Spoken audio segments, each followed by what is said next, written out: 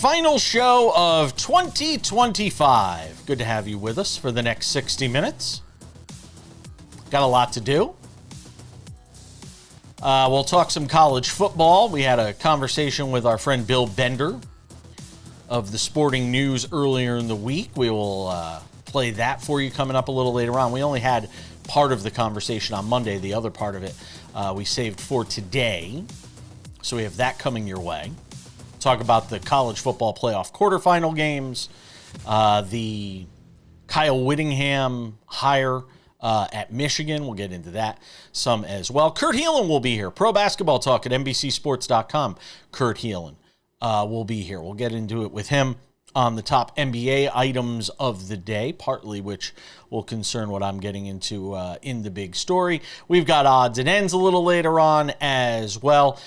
Sam Yarnell is off today. Much deserved day off for him, and we'll see him in 2026. Programming note, as I said, this is our last show of 2025. On Thursday and Friday, you will get the best of 2025, SportsWrap's year in review, coming your way on Thursday and Friday. We aired this for Christmas Day and the day after Christmas. It's fantastic recap of everything from 2025, and it's amazing just how fast this year has gone by. Looking forward to bringing that to you on Thursday and Friday. But we start things out where we always do on this program, and that is the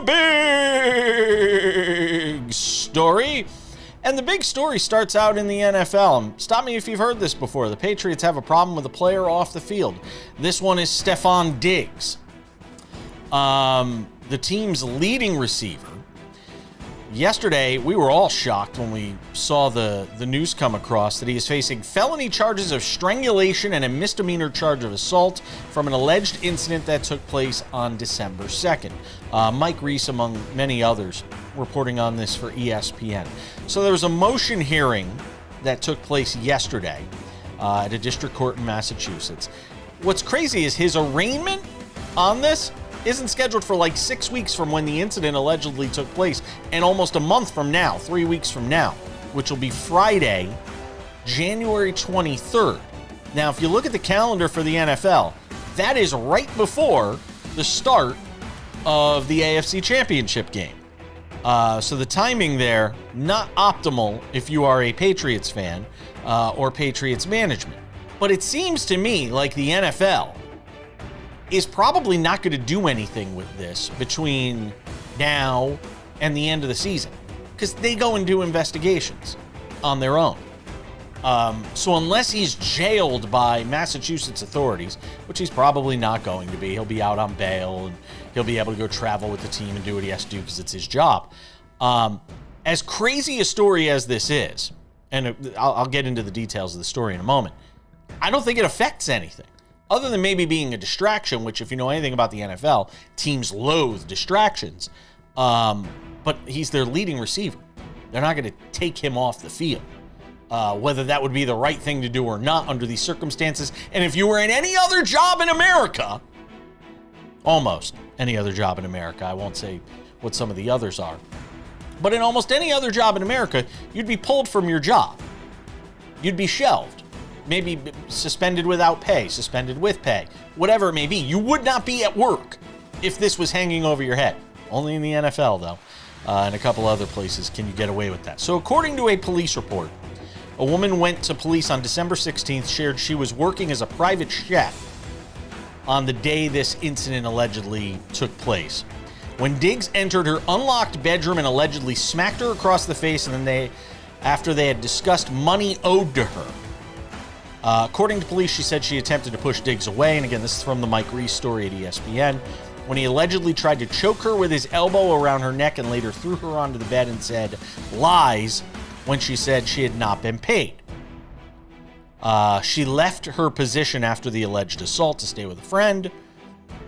When the woman went to December 9th to get her property, Diggs referred her to his assistant, who told the woman she had to sign a non-disclosure agreement before she'd be paid. She did not sign it. And the woman decided on December 16th she didn't want to file charges, and then on December 22nd she did. Diggs' attorney says the allegations are, quote, unsubstantiated. Again, we'll wait and see what the NFL decides to do. I don't think anything's going to happen with it this season. Move away from that. Big story item number 2 today. This is not going to be a popular opinion. And for anybody who watches this show, knows Sam and myself are as big a LeBron fans as you get. I won't say we're sick of fans. And I think what I'm about to say will prove that. But we are as big LeBron fans as there is. What we're watching with him at age 41, 42, doing what he's doing, you're never going to see it again, so enjoy it. But that being said, I'm going to say something right now that I didn't think I would say 2 or 3 weeks ago. This should be the final season for LeBron James. And it's not because he isn't still incredibly athletic for his age. It's not because he can't still play the game. It's because I don't get the sense that for long enough stretches of time, he wants to play the game the way it needs to be played in order for him to justify the amounts of minutes that he wants to play. Go and watch him now. The numbers still add up. Oh, look at him over the last 8 games, averaging like 25, 7, and 8 or something like that. Great. But he's only playing one side of the floor. And there are these moments in games where he completely disappears on the defensive end. And then he'll have one, dynamic play on defense. And we go, oh my God, LeBron. But the fact of the matter is, he simply cannot give the effort needed to justify the number of minutes he's going to want to play. And that, look, given what he's done in his career, he has the right to ask to want to play. But I don't think you can win with him anymore as even a starter on your team. If you wanted to play 22 minutes a night and come off the bench, which he's never going to do, it'd be a different story. But after watching him since he's come back from injury, and now seeing the full LeBron sort of story, I think he should walk off the stage at the end of this year while he still has all the adoration and love of fans and remember him still being able to do these things at this age. Because I don't think you can win a championship with him as any sort of focal point anymore. Big story item number 2. We'll get into that further with Kurt Helin of Pro Basketball Talk at NBCSports.com. He joins us next to talk all things hoops.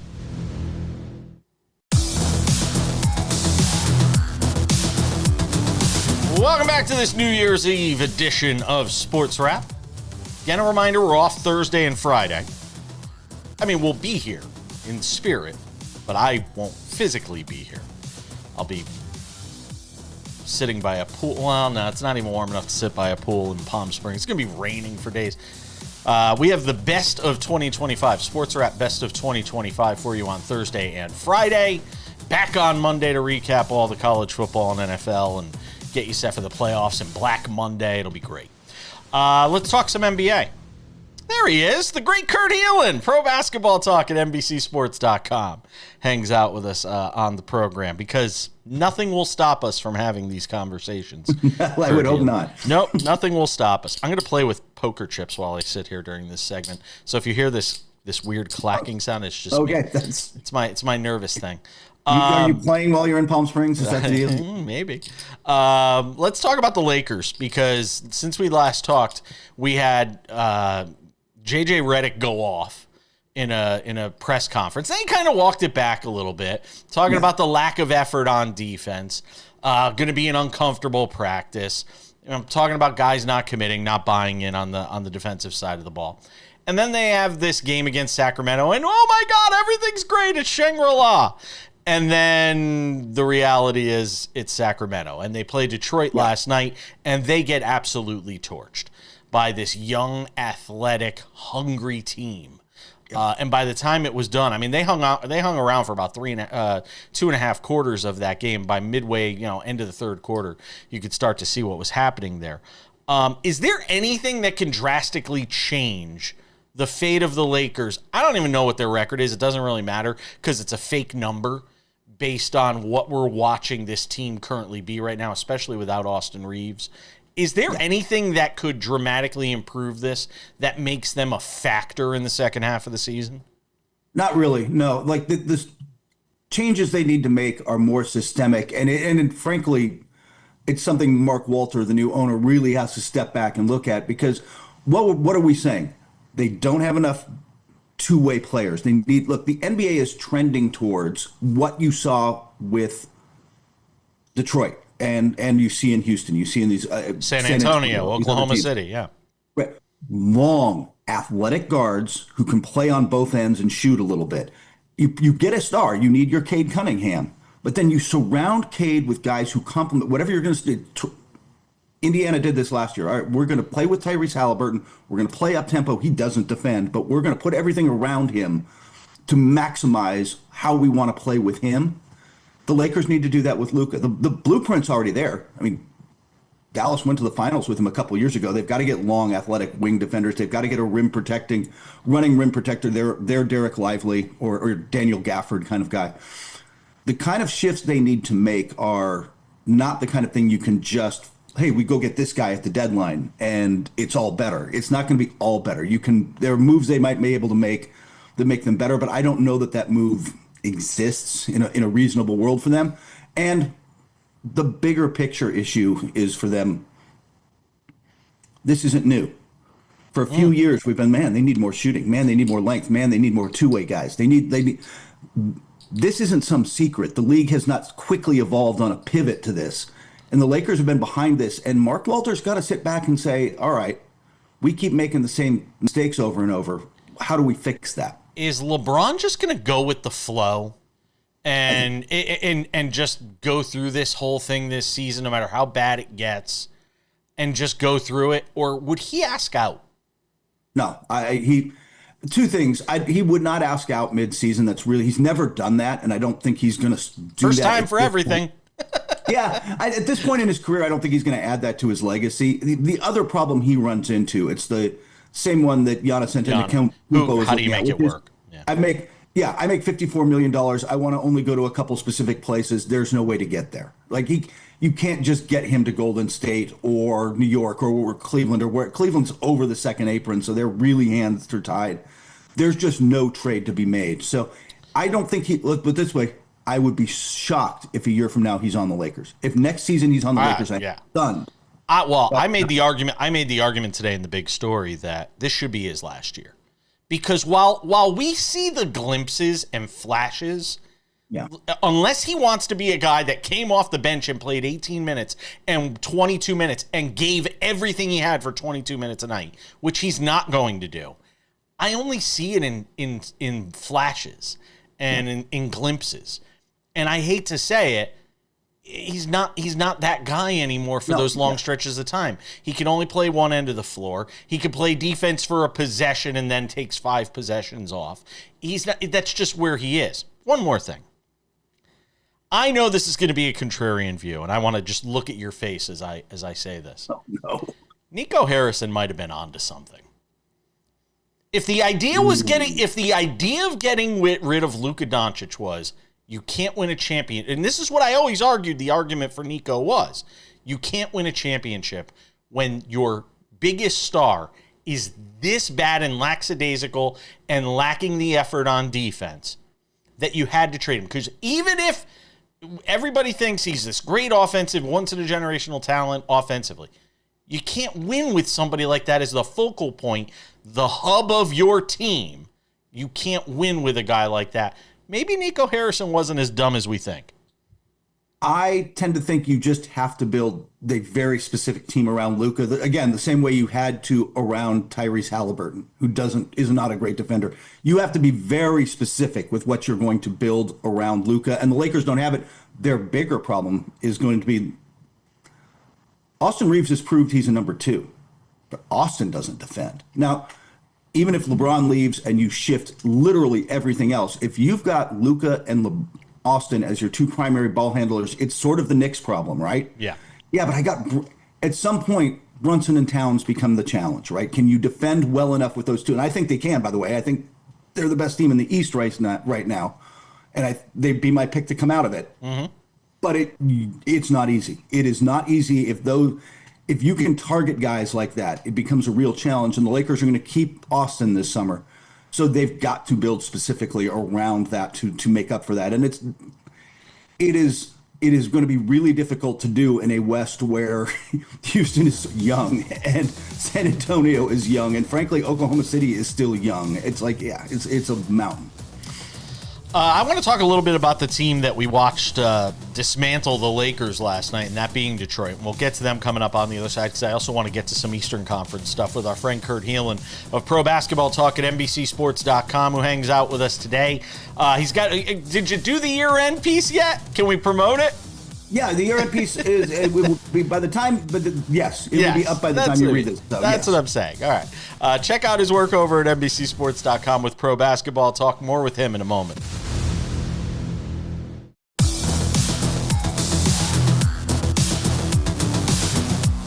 More NBA conversation on Wednesdays, because that's what we do on Wednesdays on the show, with Kurt Helin of Pro Basketball Talk at NBCSports.com, who is so kind to grace us with his presence. There you go. I was looking. All I wanted was a reaction, and I got one. So, the team that buried the Lakers last night, the Pistons. You say the Knicks are still your favorite to come out of the East. What could change that calculus for you when we talk about Detroit, especially based on what we were watching last night? Look, Detroit is this close. I think two things. I believe you have to learn how to win in the NBA. I believe you in the playoffs, like it's a slightly different game, and they just don't have the experience.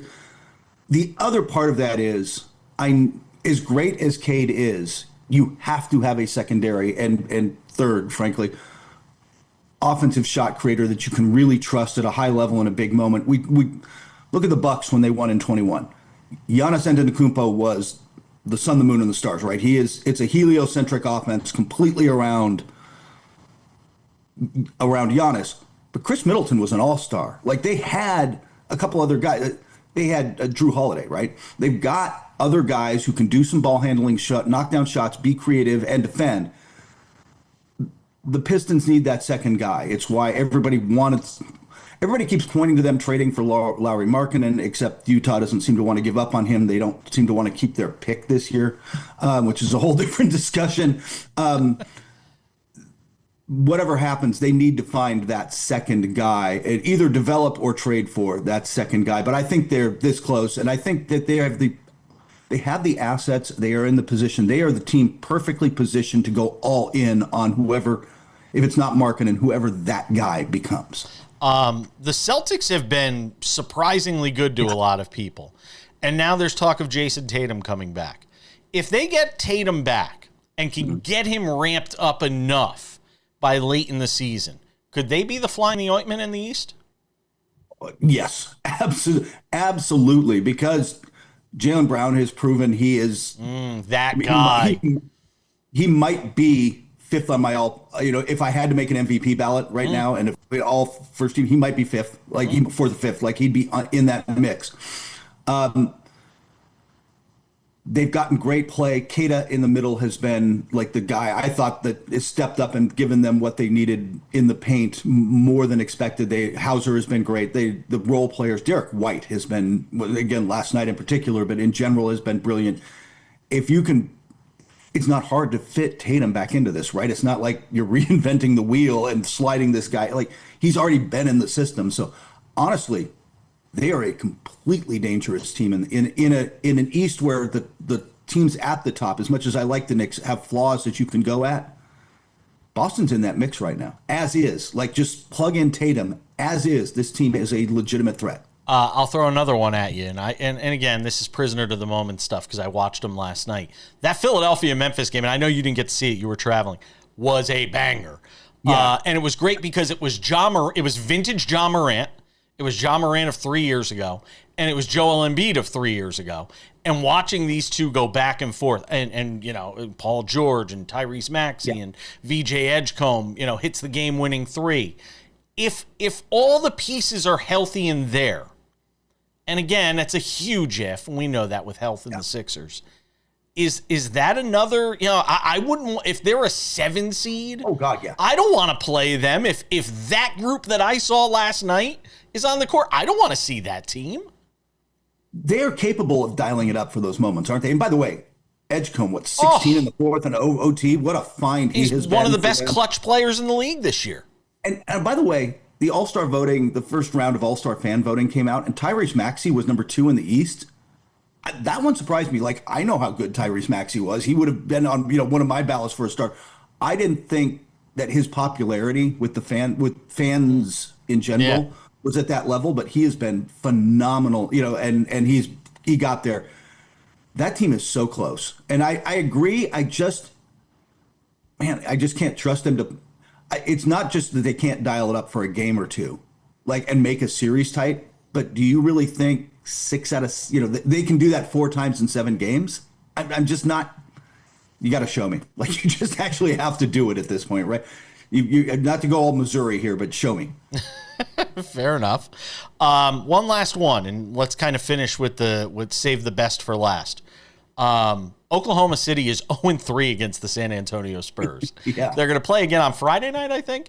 I think that's right. They play again over on Prime Video. And I'm at some point, this isn't just it's sort of an aberration. It's one game. They're 0-3, and in the last 2, No. frankly, it really wasn't even that competitive, which is crazy to say about this OKC team.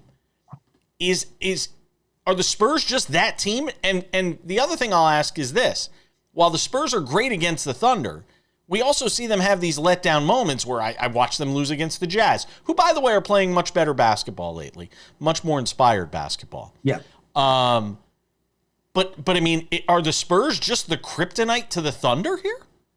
I think they might be. Like, every team has a matchup that's tough for them. San Antonio has, again, when we were talking about this in the last segment, the depth and length and defenders, and it helps if you've got wing defenders. They've got good wing defenders, but if they can afford to be aggressive, because Wemby's behind them, right? Like, it just changes the dynamic. That team just seems to mess with what Oklahoma City wants to do, and with Shea's game in particular, getting into the paint and kicking out in a way that nobody else does. And I think in a 7-game series right now, Oklahoma City would figure it out, but they really do. Really? You think so? I think in a long enough series, they'd put it together. But it would take that's the team that really gives them the most trouble, and why it's what I think. Do those wins not have San Antonio going, yeah, we're good on Giannis? Like, we don't know. It has to. Why would blame It has why to. would, It why has would we to. build this up? Absolutely. Yeah. It has to have them feeling that way. Why do you go and part ways with all the chips and all the no. I absolutely don't make that move if I'm San Antonio. Yeah. No, so I think they're right there, but at the end of the day, I still think Oklahoma City just knows how to do it and find another gear. They had a slump in the middle of the season.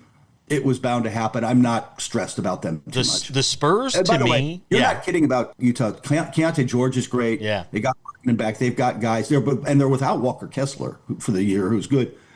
Remember, their top pick, though, is top 8 protected. Yes. If they're not in the top 8, the Thunder get it. That's just what the Thunder need, or more assets. The one thing I'll say, and we got to go, so I'll get the last word here. The Spurs look like they do one thing with Oklahoma City that I haven't seen anybody else do, and that is create doubt in that team. Yeah. You just see it on the court. Kurt, we got to go. Happy New Year, my friend. You too, my man. I'll talk to you soon. I'll talk to you in 2026.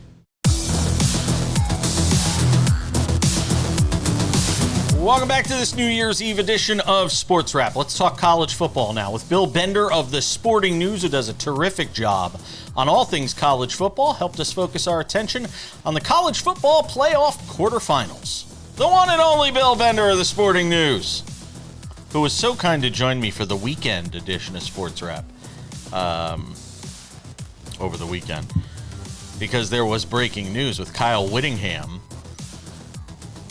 At that point, it was just sort of reported, but not really a done deal. But now it is a done deal. Kyle Whittingham, the new head coach at Michigan. Let's talk to him about that. Also get a preview on Miami and Ohio State in the first of 4 quarterfinal games on Wednesday night, New Year's Eve. Bill Bender, happy holidays, my friend. Hey, happy holidays. Thanks for having me on. Oh, please. Anytime. We don't need these subtle politeness things, these niceties. We're well past that. Kyle Whittingham, we talked about it a little bit for the weekend show. Now that you've heard him talk about why he took this job, what stood out to you?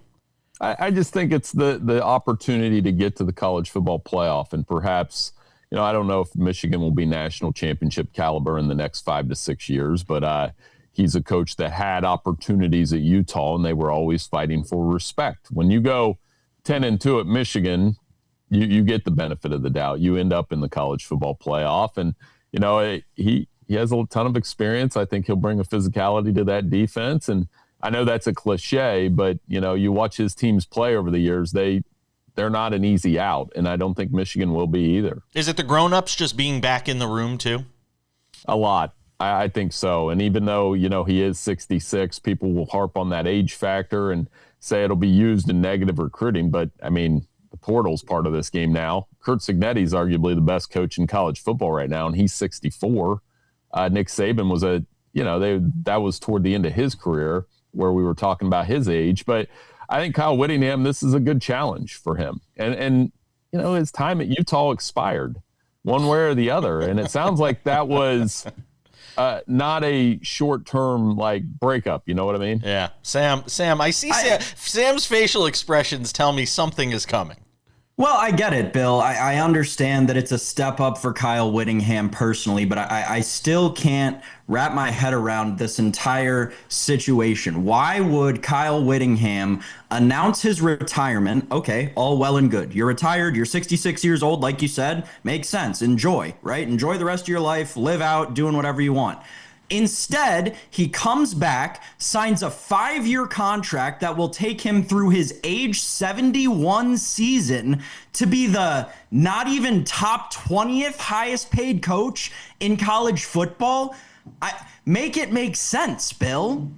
I think Michigan made it make sense for him. Hey, just come coach here. And like I said, for these guys are competitors. They're wired like that.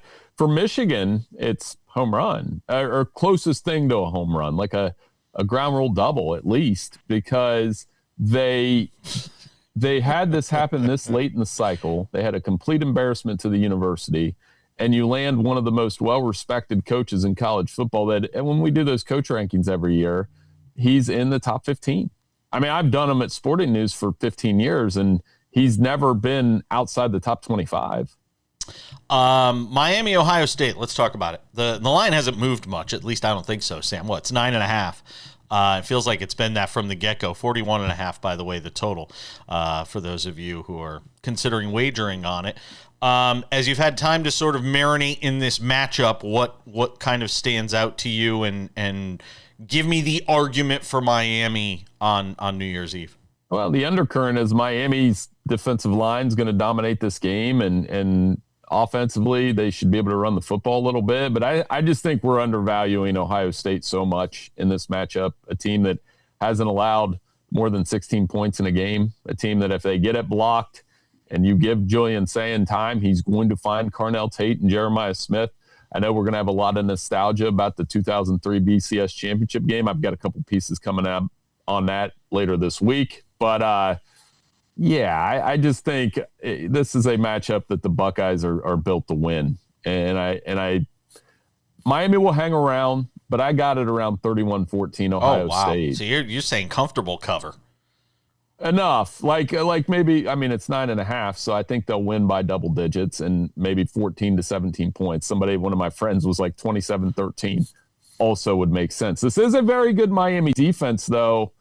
And Julian Sayin against Texas, Michigan, Indiana, the numbers aren't out of this world. So I guess that's the case you're looking for. Sam, go ahead. Bill, from a draft perspective with this game, assuming it is the end of Miami season, because I'm in the same boat as you, I do think Ohio State wipes the floor with them to an extent. What does it mean for Miami looking back on this season? Do they consider it a success? What is Mario Cristobal's future like there? And what does it do for a lot of players who are leaving this team? Ruben Bain, Carson Beck. Oh, I think you're right. It's got to be a success. It's New Year's Day or New Year's Eve, and Miami's playing in a bowl game that matters. And they don't have the best bowl history since that loss to Ohio State in the BCS championship game. So, for Bain, it's an opportunity to flash, and I've made the case that he could be the number one pick in the NFL draft. I don't know that he will be that number one pick. And then Carson Beck, works into a day two. I don't know if he'll get in the first round, Sam. I just don't see it. But with him, this late season stretch since the SMU loss, he hasn't turned the ball over, and it's been pretty good. If the Giants had that top overall pick, Bain could have been the pick. Oh, I thought so too. I mean, there are opinions vary, but Yeah. I think Bain is a guy that could be the number one pick if he has a good combine, good game here. Even if it's the Raiders, though, and you need a quarterback, I don't know. Right. That's just, again, the Raiders can screw up a ham sandwich. So we got more with Bill and the College Football Playoff Quarterfinals next.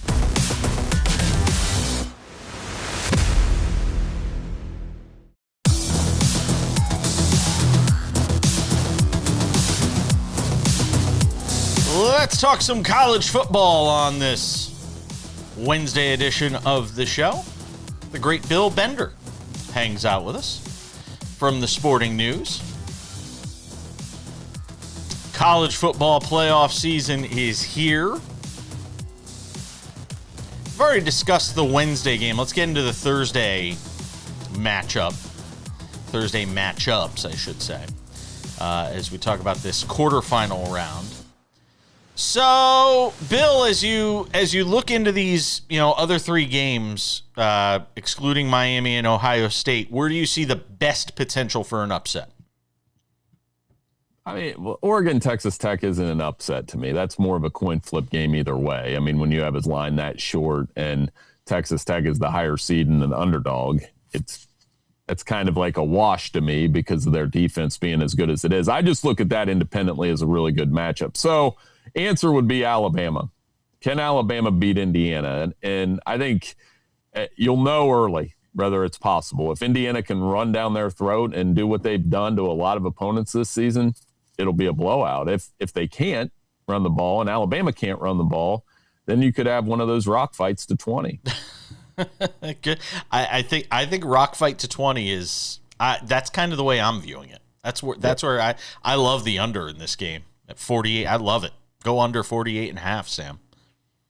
Yeah, I don't mind it at all. However, there is a piece of me that's wanted to go contrarian with all these totals and go under in Oregon, Texas Tech, and Ole Miss, Georgia, and over in Indiana, Alabama. But who knows? Well, I got a couple of days to figure that out still, or a couple of hours at least. Ole Miss, Georgia, Bill, is this as simple as Kirby Smart, the tenure that he has at Georgia, the prestige that he has in terms of playing postseason football compared to an Ole Miss team that is still, reeling from the loss of Lane Kiffin?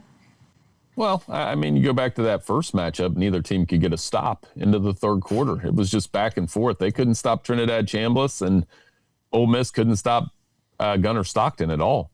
4 touchdown passes in that game. And I think we're going to really find out if Lane Kiffin not having him makes a difference in this game. This Georgia team played a lot of close games. They're in the Sugar Bowl. They obviously lost that matchup in the Sugar Bowl last year. And Kirby's done a fantastic job. And I know, you'd say, well, it's Georgia. But I think as compared to some of those national title teams he's had, the coaching job he's done with this team, they're not as talented as those super teams in those 2 national title years, and yet this team could be in position to win. And if they do, then you get, that potential for obviously a huge matchup with the Buckeyes if the Buckeyes win. Sam, go ahead, double up. All right, Bill, let's talk Oregon and Texas Tech a little bit more. I know we talked about it being a coin flip, but this is an Oregon team that hasn't traveled a ton this year, and this is a Texas Tech team that has an offense that we've been talking about all season long, and a defense led by a guy who we thought could potentially contend for the Heisman. Going into this game, do you think that Oregon will sleepwalk at all? Does this at all feel like a game where we could potentially favor Texas Tech in a first quarter or a first half?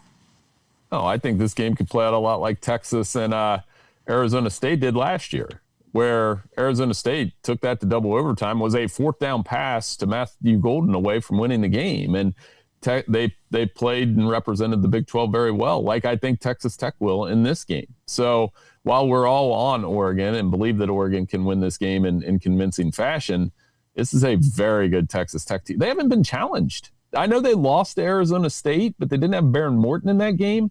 And it's not like Arizona State ran all over them. And that was on the road. Can I ask you a transfer portal question? Sure. And not any on a particular player. I shouldn't even say transfer portal question, but more a question about this bowl season and how it's played out with guys deciding to sit out and guys missing games. And I bring this up in the context I was watching UConn and Army play. And I'm watching these guys, the quarterback for UConn decides to sit out. Their star wide receiver is going to go into the transfer portal. He sat, or not transfer portal, he decided to sit out because he's getting ready for the draft. And you know, I'm watching these games as you've watched throughout this entire bowl season, because I've only, peeked into games here and there. How detrimental to the bowl season, how much more detrimental is it becoming with guys sitting out and opting to just not even play in these games? And what does it mean long term? Oh, it's detrimental to my picks against the spread for sure. It's impossible to pick these things. I had a horrible trust Saturday. me, I know. I got crushed on UConn. I got crushed Saturday, period. And, you try not to stress out too much about that, but it hurts. I mean, then again, you have matchups like the Pop-Tarts Bowl, for example. That was a great game because guys decided to play. Haynes King was in there. BYU was fully engaged into that game, and it was a really fun game to watch. And I would say the Rate Bowl with New Mexico, Minnesota. I watched that one all the way through. What a great game. Great finish. So I actually watched it. I think it's 50-50 now would be my answer. You have duds like you described with Army and UConn, and I had that on in the background not as long. And then you have great bowl games, and hopefully we'll get some here as we get into, January. Is Dabo Swinney, has it just worn out its welcome? I mean, my God, that game against Penn State was horrible. Well, some of it's weather when, you can, but this is Clemson, right? Clemson should be able to go up there and win that game. There has been a lot of erosion there, and it's been steady. Like, I feel like they've fought the good fight, and, they did win the ACC, played in the playoff last year, but it's the acceptance to me that they're just not those teams that I watched beat Alabama in the championship game. And I always say, where's T. Higgins? Where's Sammy Watkins? Where's ETN? Where's those CJ Spiller even? They haven't had those dynamic offensive players since really Trevor Lawrence and that group left. Bill Bender does a terrific job all year long with the sporting news, and he has been great with us all year long on college football. Always appreciate you, my friend. Have a happy new year, and we will talk to you next week after these quarterfinal games. Anytime. Thanks for having me on, guys. Happy New Year. We're coming back with more Sports Wrap on this New Year's Eve. Don't go anywhere.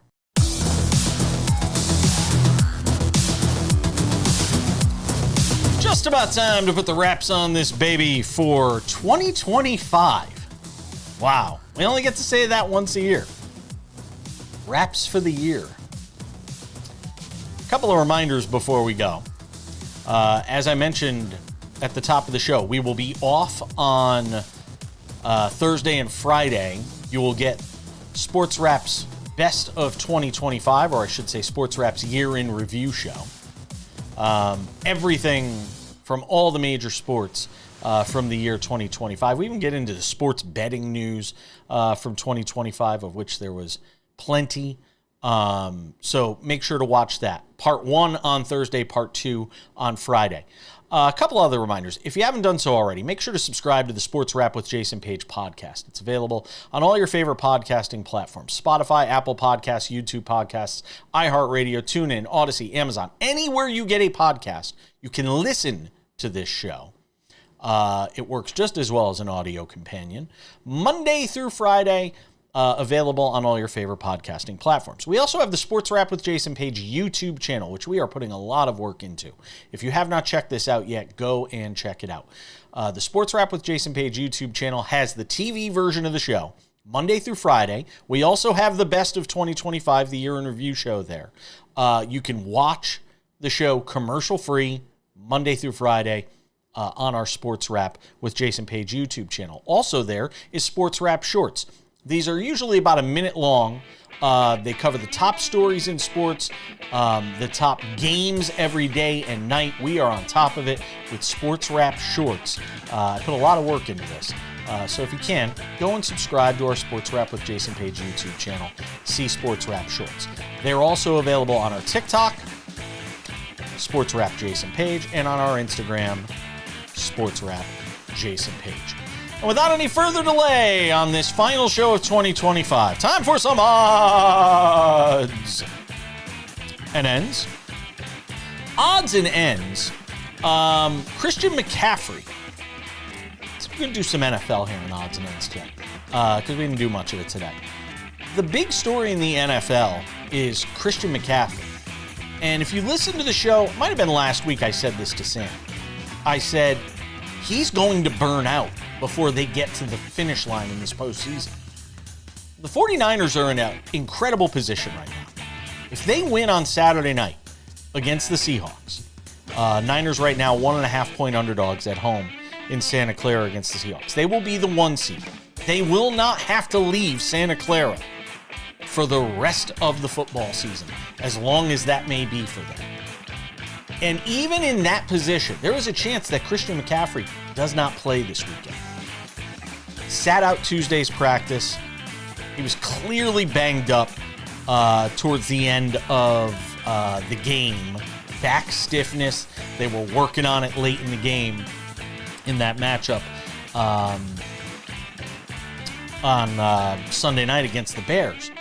And I went and I said, I got to go look at this. Because this is the problem for the 49ers. And this is and you know, we get into load management when we talk about the NBA. Well, let's talk about it in the NFL for a moment. Do you know who has the most touches in the NFL? And the folks at Stat News do a great job with this stuff. Do you know who has the most touches in the NFL this season? Probably won't surprise you when I say Christian McCaffrey. But here's what will surprise you. Christian McCaffrey has the most touches by 46 over the next closest guy. 46! And that's Jonathan Taylor. Christian McCaffrey has 399 touches through the first 16 games of this season. Jonathan Taylor, 353. Bijan Robinson, who we think of as a touch machine. I would have thought, you know, Bijan Robinson would be number 2. I was actually surprised he was number 3. Bijan Robinson has touched it 51 less times than Christian McCaffrey, who has a lot more tread on the tires. And when you see that, you can understand why, I believe, by the time the 49ers get to the finish line, Christian McCaffrey may not be there with them. Because they've simply worked him so hard this season. And it's great that he's been healthy throughout this entire campaign. But now you're finding out the price that you pay for all of that wear and tear and those 399 touches. Will he be there for this team when it needs him most? They need the rest. They have to figure out a way to win this game, and they might have to do it without Christian McCaffrey because they need to get him as much rest as possible as we head into this postseason and make the road as easy as possible for him as we go into this postseason. That is item number 1. Item number 2, the Steelers. Remember TJ Watt? The Steelers are playing for a division title and a trip to the postseason this weekend against the Ravens. TJ Watt still dealing with that lung issue. Well, he might return in time for this AFC title, this AFC North title game. Mike Tomlin says he's optimistic he will have back the team's best pass rusher. We will see. They certainly could use him. That is a huge game this weekend for both of those franchises, really. Because there's talk John Harbaugh could be out of work if this doesn't go well. There's talk it could be the end of the Mike Tomlin era. Could be the end for both of these guys. Who knows? Could be the last game for Aaron Rodgers. Although I still don't believe that. I think Aaron Rodgers is coming back next year. We're out of time. I gotta go. Thanks to Sam Yarnell, Bill Bender, Kurt Helin, all of you for watching all throughout 2025. Have a safe and happy new year. We'll see you back here in 2026. I'm Jason Page. Bye-bye.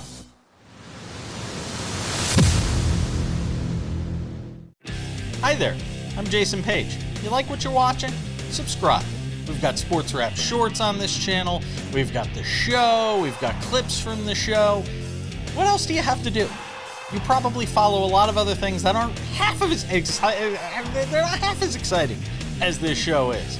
So what are you waiting for? Click the subscribe button, follow the channel, watch the content. Bye.